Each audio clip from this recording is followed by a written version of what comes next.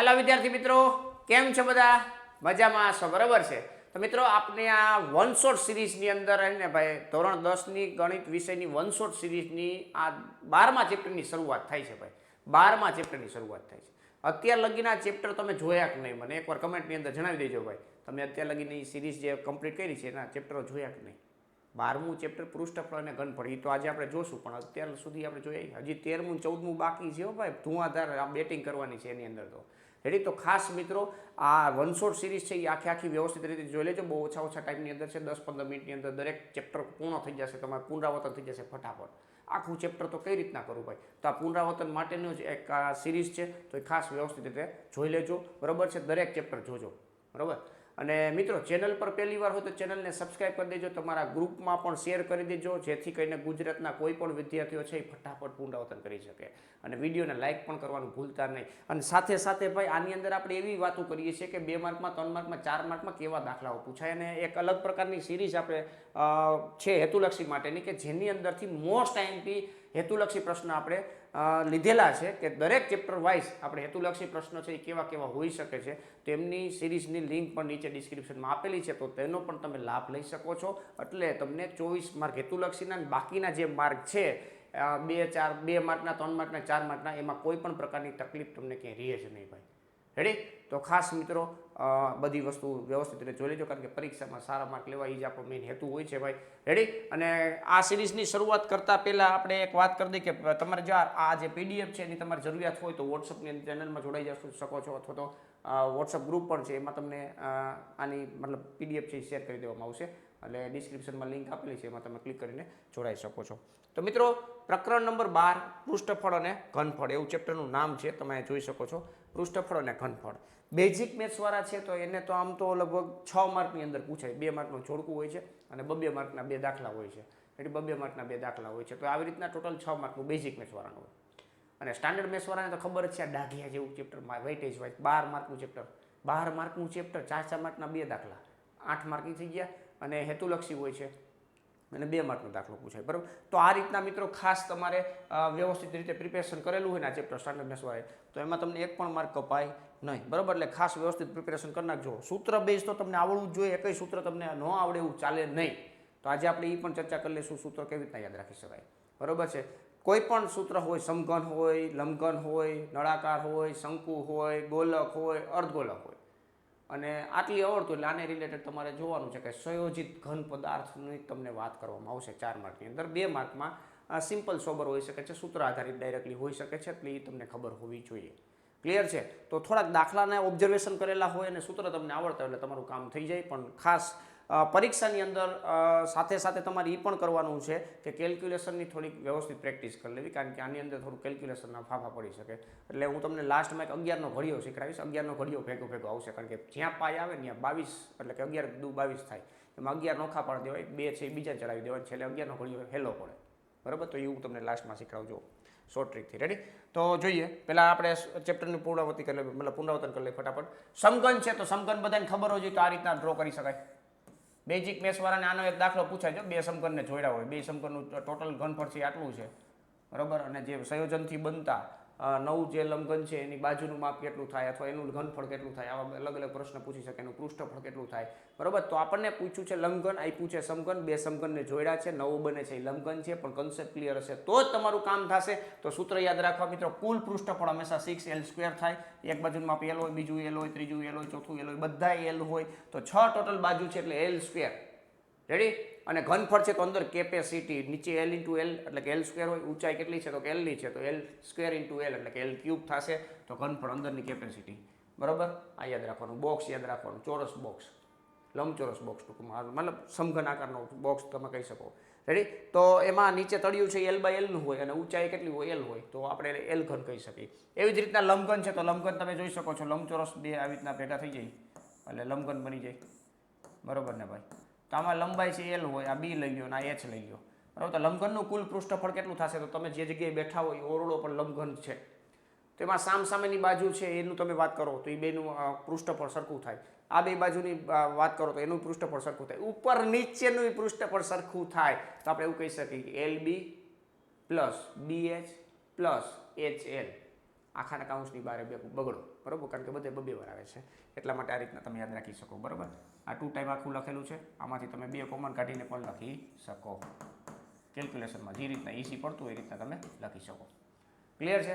બાકી ઘનફળની અંદર તો શું આવે, લંબાઈ, પહોળાઈ ને ઊંચાઈ, ત્રણેયનો ગુણાકાર, લંબાઈ ઇન્ટુ પહોળાઈ ઇન્ટુ ઊંચાઈ, આ રીતના તમે ગુણાકાર કરી નાખો એટલે તમને શું મળી જાય મિત્રો, ઘનફળ મળી જાય. ક્લિયર છે? તો આ લંબઘનનું છે, ખાસ યાદ રાખજો, બેઝિક મેથ્સવાળાને આમાંથી એક દાખલો 2 માર્કનો છે આ સૂત્ર આધારિત. રેડી? એટલે ખાસ ધ્યાનમાં રાખજો ભાઈ. ચલો નેક્સ્ટ આગળ વાત કરીએ. આગળ વાત કરીએ તો શંકુ અને નળાકાર. હવે શંકુ અને નળાકાર, નળાકારની અંદર યાદ રાખજો ભાઈ, સિક્કો છે, 10 રૂપિયાનો સિક્કો છે, આવી બધી વાત કરે, રૂપિયા 10નો સિક્કો છે, 5નો સિક્કો છે, આવા કોઈ પણ વાત કરે, પાઇપ વાત કરે, તો એ બધી વસ્તુ નળાકાર છે. બરાબર, એટલે ખાસ યાદ રાખજો ભાઈ. અહીંયા તમે જોશો તો આ શંકુ છે, તો શંકુની અંદર આ તિર્યક ઊંચાઈ છે, 83 ઊંચાઈ, નીચે તળિયું છે એ વર્તુળ હોય, કેવું હોય, વર્તુળ હોય. બરાબર છે, પછી 83 ઊંચાઈ જેટલું કટિંગ થતું જાય, ઊંચાઈ છે એ કેટલી હોય, h હોય. અને આ જે છે એ પાયથાગોરસના નિયમનું પાલન કરતું હોય, L² બરાબર R² વત્તા H², આવું હોય. બરાબર, તો આ તમને જોવા મળે છે L² બરાબર R² વત્તા H².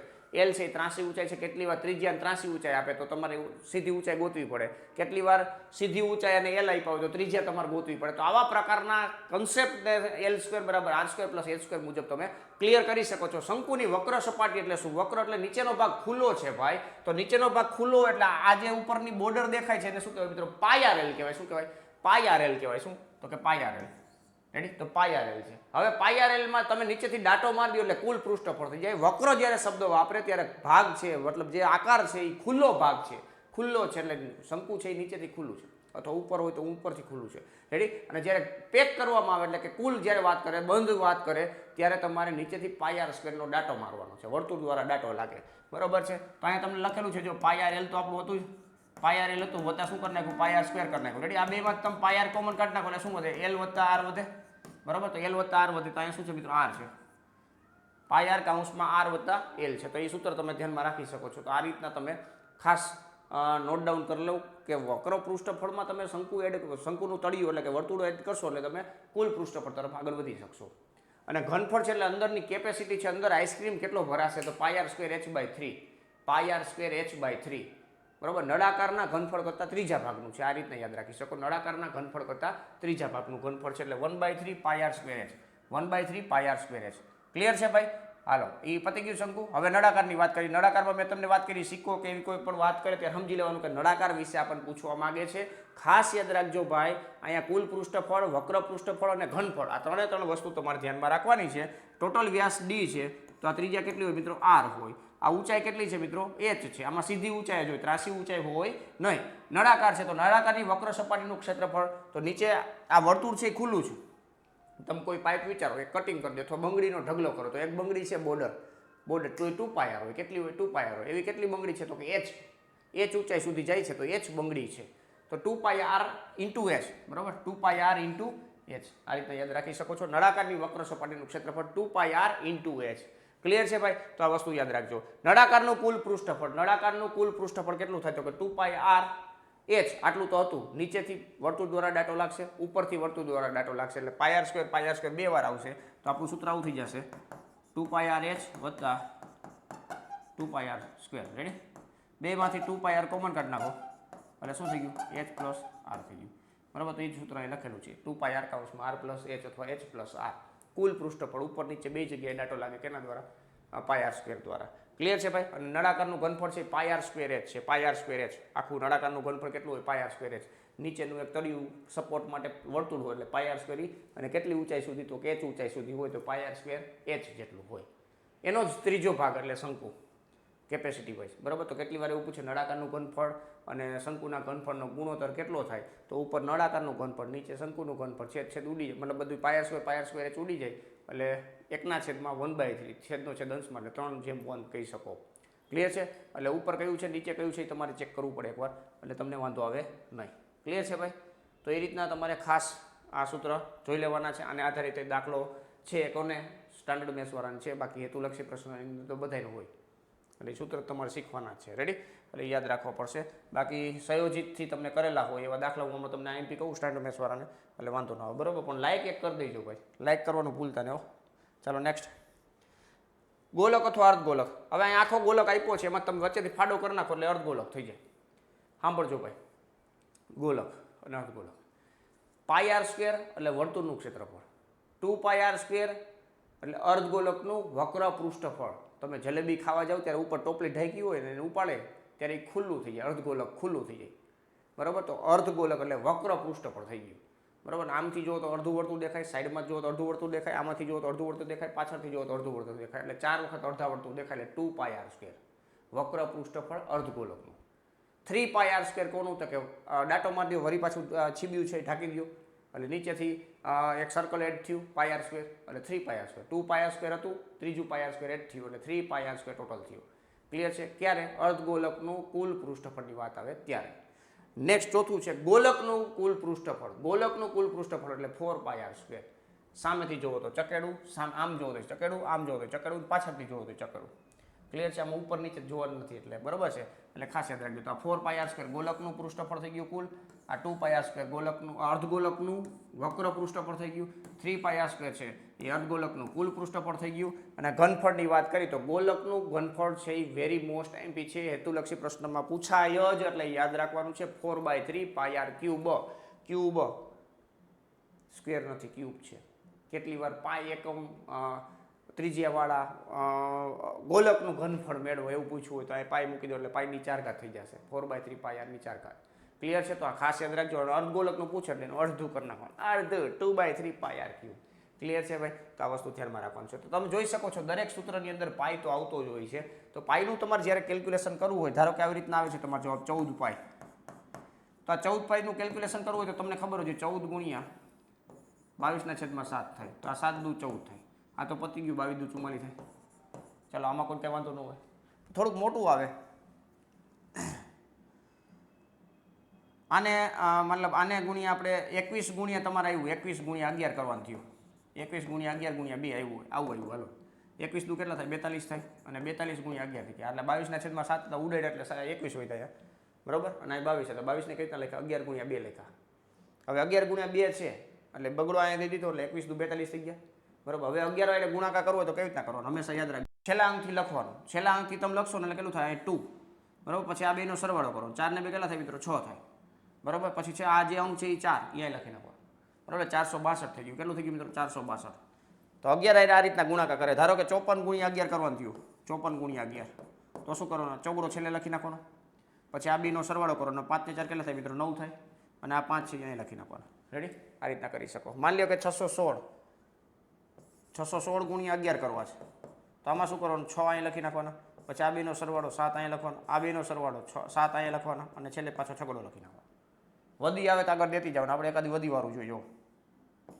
79 × 11, તો 9 પહેલાં લખી નાખવાના. આ બેનો સરવાળો કરો, 9 ને 7 કેટલા થાય મિત્રો? 16 થાય. 16નો છગડો લખવાનો, વધી પડી આવે. હવે આ જ્યારે પ્રોસિજર કરતા હોય એમાં જે જવાબ આવે એને વધી મૂકી દેવાની, 7 ને 8 થઈ જશે, એટલે 869. બરાબર, તો આ રીતના 11 સાથે ગુણાકાર ફટાફટ કરી શકો, તમારું કેલ્ક્યુલેશન ક્યારેય ખોટું પડે નહીં. ક્લિયર છે ભાઈ? તો એ રીતના ખાસ જોઈ લેવાનું, પ્રેક્ટિસ થોડી કરી લેવી એટલે વાંધો આવે નહીં. રેડી?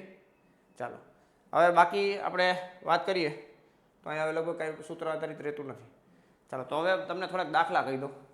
બરાબર, સ્ટાન્ડર્ડ મેથ્સવાળા ખાસ જોજો, અને બેઝિક મેથ્સવાળાને 2 માર્કના દાખલા હોય કેવા હોય તો આવા હોય, હું કહું એવા જોજો, સાંભળજો. પહેલાં તો મેં ઓલું સમઘનવાળું કીધું એ બરાબર. પછી જે બેઝિક મેથ્સવાળાને તો ઠીક છે, પણ સ્ટાન્ડર્ડ મેથ્સવાળાને ઓલો 100 પીસવાળો પૂછાઈ શકે, સમઘનની ઉપર અર્ધગોલક છે. પછી મયંક છે એ બગીચાવાળો દાખલો છે એ જો પૂછાઈ શકે. બરાબર, એટલે 100 પીસવાળા છે એ જોઈ લેવાના. અંદરની સાઈડથી કટિંગ થાય તો શું થાય, બહારની સાઈડથી કટિંગ થાય તો શું થાય એ જોઈ લેવાના. પછી ઓલો શેડવાળો એક છે, શાંતા શેડવાળો. બરાબર, શાંતા શેડવાળો, તો એ એક દાખલો જોઈ લેવાનો. પછી ગોલક માટે તો ઠીક છે. નેક્સ્ટ છે જ્યુસ વેચવાવાળો, એ જોઈ લેવાનો. બરાબર, એ 4 માર્કમાં. એન્જિનિયરિંગવાળો છે, એન્જિનિયરિંગના વિદ્યાર્થી રસેલે, એ પણ 4 માર્કમાં પૂછાઈ શકે. વાસણ સ્વરૂપનું ઊંધું શંકુ જેવું છે, બરાબર, એ પણ 4 માર્કમાં પૂછાઈ શકે. ગુલાબ જાંબુવાળો દાખલો છે, એ પણ 4 માર્કમાં પૂછાઈ શકે. રેડી? તો આ ખાસ જોઈ લેવાના છે. આ રીતના થોડાક દાખલાની પ્રેક્ટિસ કરી લો એટલે તમને વાંધો આવે નહીં. રેડી? બાકી એક શંકુની વક્ર સપાટીનું ક્ષેત્રફળ છે, જો તેના વ્યાસ આપ્યો તો ઘનફળ પૂછવું હોય, આ બધા 2 માર્કમાં પૂછાય એમ. તો એ ટાઈપના દાખલા છે એ 2 માર્કમાં પૂછાતા હોય, તો એવા પ્રકારના દાખલા થોડાક જોઈ લેવાના, 2 માર્કમાં પૂછાવા લાયક એવા. ક્લિયર છે ભાઈ? તો અહીંયા ચેપ્ટર નંબર 12 છે એ પૂર્ણ થાય છે. ખાસ યાદ રાખજો મિત્રો, બેઝિક મેથ્સવાળા માટે 6 માર્કનું ચેપ્ટર કહી શકાય અને સ્ટાન્ડર્ડ મેથ્સવાળા માટે 12 માર્કનું હાઈ વેટેજ વાળું છે. તો આ ચેપ્ટર છે એ સ્ટાન્ડર્ડ મેથ્સવાળાએ પ્રોપરલી ધ્યાન દઈને કરવું જોઈએ. ક્લિયર છે? તો મિત્રો આજનો લેક્ચર અહીં પૂર્ણ થાય છે. ખાસ કરીને આની પીડીએફ જોતી હોય તો વોટ્સઅપમાં તમે ચેનલ સાથે જોડાઈ શકો છો. તો પીડીએફ છે એ આપણે ગ્રુપની અંદર પણ શેર કરી દઈશું. બેની લિંક નીચે ડિસ્ક્રિપ્શનમાં આપેલી છે. હેતુલક્ષી પ્રશ્ન આ ચેપ્ટરના ભૂલતા નહીં મિત્રો, ખાસ જોઈ લેજો. એટલે તમને 2 માર્કમાં જે પૂછાય છે એ તમને આવડી જાય ભાઈ. જોડકા પૂછાય તો એ જોડકાય આવડી જાય. રેડી? એટલે કે વાંધો આવે નહીં. ક્લિયર છે ભાઈ? તો એ ખાસ એકવાર જોઈ લેજો. નીચે ડિસ્ક્રિપ્શનમાં લિંક આપેલી છે. અને વિડીયોને હજી પણ લાઇક નથી કરી તો મિત્રો લાઇક કરીને જાજો ભાઈ, લાઇક કરી દેજો ખાસ, બરાબર? કારણ કે આવી નેક્સ્ટ 2 ચેપ્ટરો છે એ વેરી મોસ્ટ ઇમ્પોર્ટન્ટ છે. એમાં ધુઆધાર બેટિંગ કરવાની છે, એક સ્ટેપ સમજાવું છે. સીધી રીત હોય તો કઈ રીતના કામ કરવું, પદવી ચલાવવાનું તો કઈ રીતના કામ કરવું, બધી રીતે આપણે ડિટેલમાં જવું છે ભાઈ. તો નેક્સ્ટ લેક્ચરની અંદર પાછા ભેગા થશું. ક્લિયર છે ભાઈ? તો મિત્રો આજનો લેક્ચર અહીંયા પૂર્ણ કરીએ છીએ. મળીએ નેક્સ્ટ લેક્ચરમાં. ત્યાં સુધી વ્યવસ્થિત પ્રેક્ટિસ કરો. Thank you. જય હિન્દ.